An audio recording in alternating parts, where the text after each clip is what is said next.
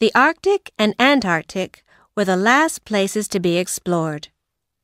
Early explorers went to see what was there, and later, others went to look for the minerals and ocean animals that were found by early explorers.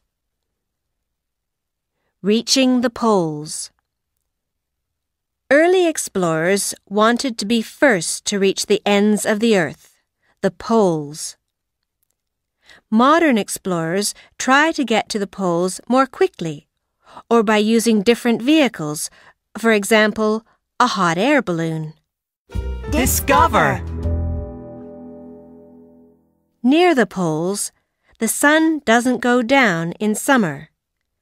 This is called the midnight sun. What's at the poles? The Arctic is like a giant ice cube. There's no land there, just ice and water. The Antarctic has land, too. It's called Antarctica. In the past, the Antarctic was warm. Scientists have found fossils there of the same plants and animals that they have found in Australia and South America. They also found fossils of 8 types of dinosaur.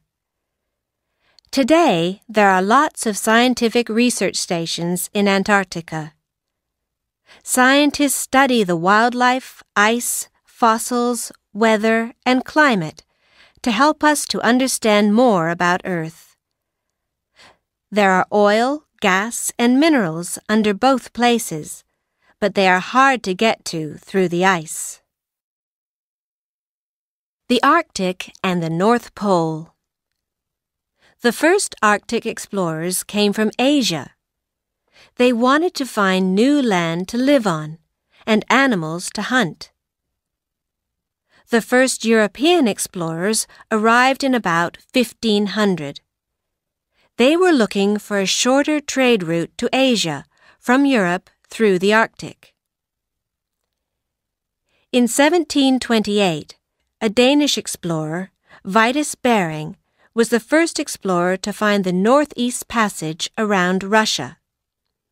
In 1906, a Norwegian explorer, Roald Amundsen, found a way around the top of Alaska, now called the Northwest Passage.